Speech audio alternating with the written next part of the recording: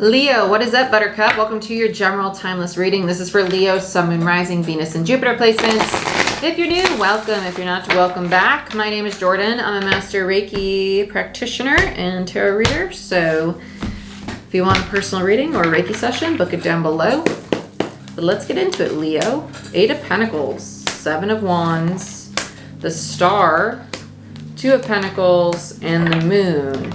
Bottom of the deck, you have the World in reverse. Okay, so somebody's struggling to close out or to see a cycle. 8 of Pentacles, 7 of Wands.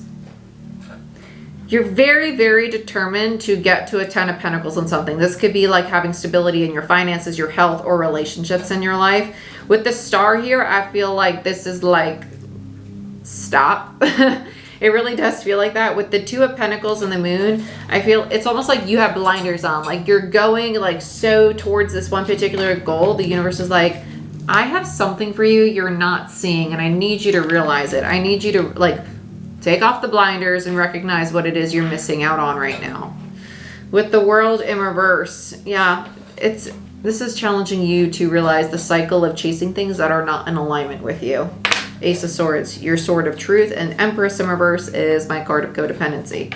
So if you're, right, codependency or attachment, right? So if you're chasing money or a person or finances, things that are Empress energy, so Venusian, so love, luxury, material things, a certain image of yourself, and it's really not in alignment with you, the universe is like, I want you to become more in alignment with yourself right now. So let's dig into what that looks like for you, Leo. I'm going to use Cosmic Tarot for you. This just feels a lot more fitting for your read. This is my 10 of Swords deck.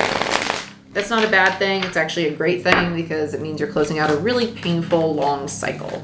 And it's done. Done. Leo, let's see what's going on for you. My hot tamale. 2 of Cups, my card of alignment. How fitting. Knight of Wands and Justice in reverse. Okay.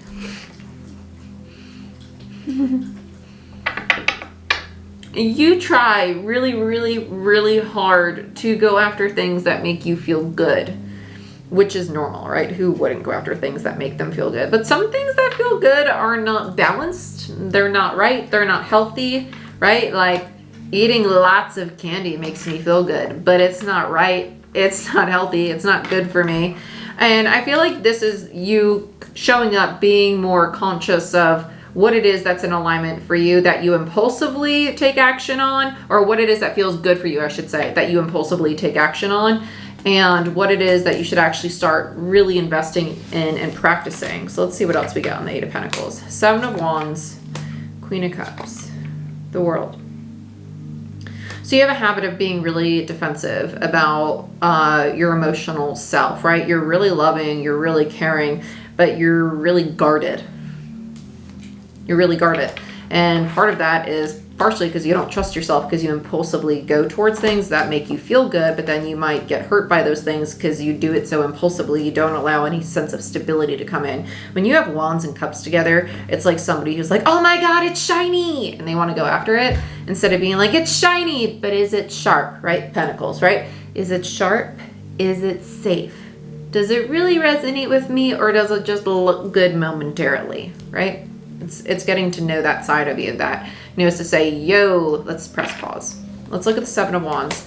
Yeah, the Devil. So the 7 of Wands in reverse over here was the defensive energy I was referring to. And the 7 of Wands is in reverse, clarified by the Devil. So this is that toxic habit. This is that attachment, the codependency. It is the ego in tarot. The Devil represents the ego, the shadow side of ourselves. So the things that we do to protect ourselves that maybe are a little excessive, right? So if you know, like, ooh, I could defend myself right now in a really emotionally stable way, but instead I'm going to blow the F up on you, right? I'm a Leo moon, so I totally get this. Like, this is just checks out.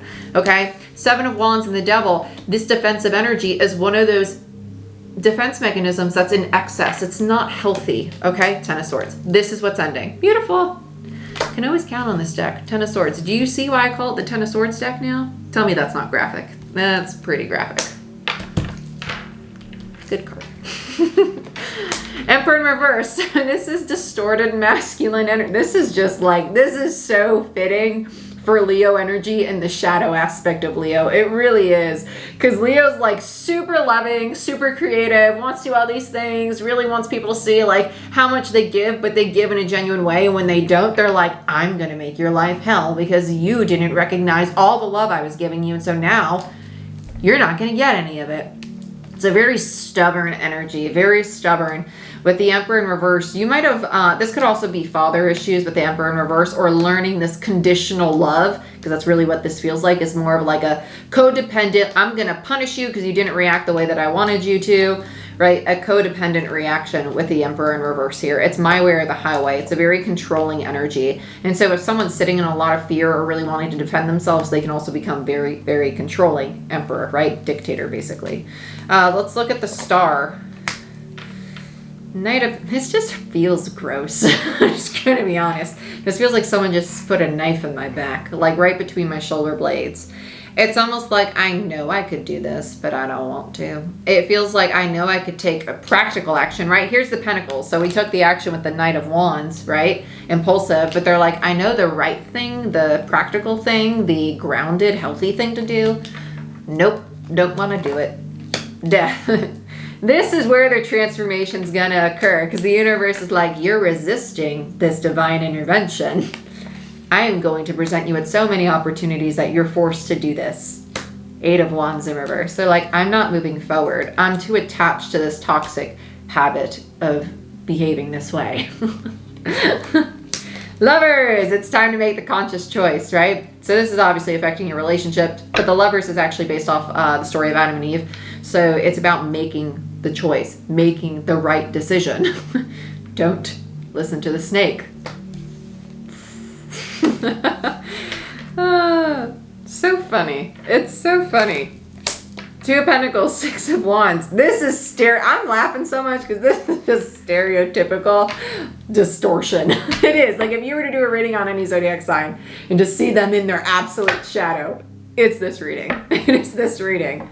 Leo, I don't know. Oh, that makes so much sense. You got Aquarius. Aquarius is your polarity, and you got Saturn and Aquarius with the sun. And so the sun is like shining on where the moon was for your sign last week. But now it's like you can see all the stuff that's not working. With the 6 of Wands, 2 of Pentacles, 9 of Wands. Between the 9 and the 6 is the 3 of Wands. You have the opportunity to make a decision to allow yourself to be victorious. And the 6 of Wands actually is your card.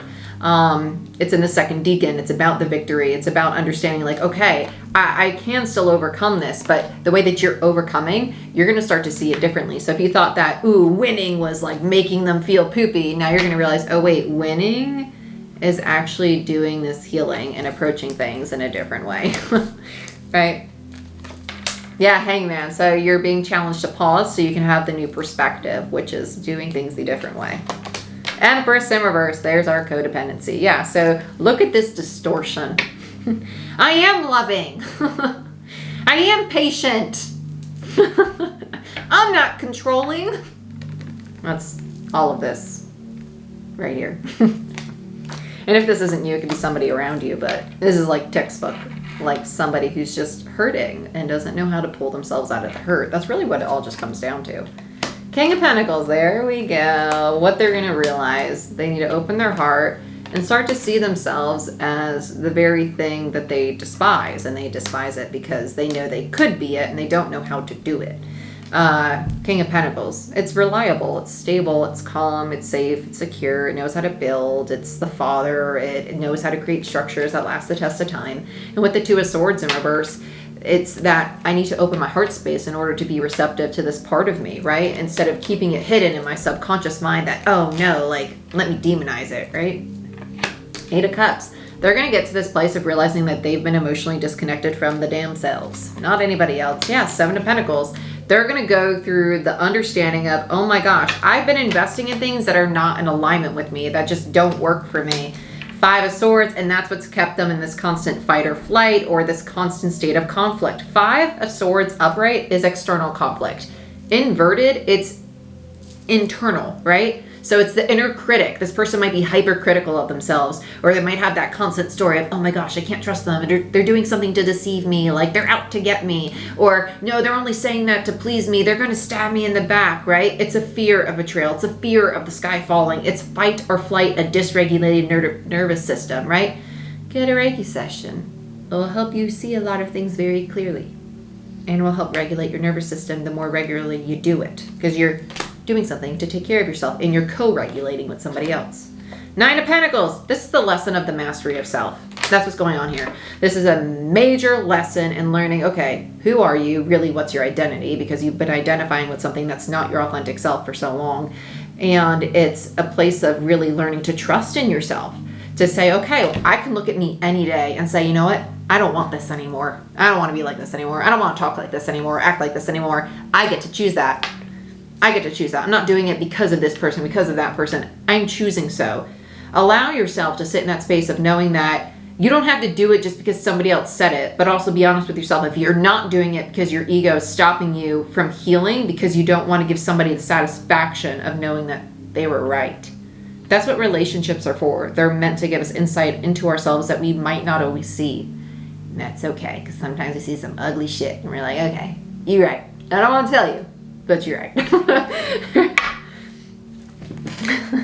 Tower, I love it. The Fool and the Queen of Wands is Leo energy for me as a reader. It's Leo and Aries. With the World and the Tower, this cycle is now crumbling down. So this could be really, really big shifts, especially considering this is Mars energy, Aries, Mars, Scorpio. We're about to have the Aries new moon next week, and we have the last quarter moon in Scorpio today, the 13th. So very fitting energy for the day that I'm doing the reading. And then with the Fool, Aquarius energy, right? Your polarity. So if you are a Leo rising, this would be your descendant. This would be the highlight of your shadow. Which makes a lot of sense. So it's going to be hitting every Leo differently. So check out what house you have Leo in. Wherever you have Aquarius is where you've been really constricted, where you've been really challenged to mature, right? So for me, it's in my 7th and 8th house. It shares both. So it's about my first house and second house. So my identity, as well as like work, finances, things like that. So check out where it is for you. With the Queen of Wands in reverse, this is telling me that you're realizing that you don't have to be this guarded version of you, because you're really protecting the parts of you that you've rejected or don't feel proud of. And what really needs to happen is learning to accept them, learning to love them and say, hey, at one point this defensiveness really served me, but it doesn't in the version who I am today. It just doesn't serve me anymore. It's actually doing more harm than good. Maybe when I was a little kid, acting this way was perfect. It helped me feel safe. But now I have different tools, and I need to apply them. And that's where the change happens, and that's when the new opportunity comes in, and that's where you see the hurt and pain and how to heal it. Okay? Really intense reading, Leo. If you want a personal reading, Reiki session, again, book it down below. Like, share, subscribe, give this video a thumbs up, helps the channel grow. I love you. I wish you the best. I really do. I know these lessons are not easy, but it's temporary. It's temporary, right? Change makes us wiser, more resilient, and stronger. So allow yourself to embrace it and be kind to yourself. I'll see you next time. Bye-bye.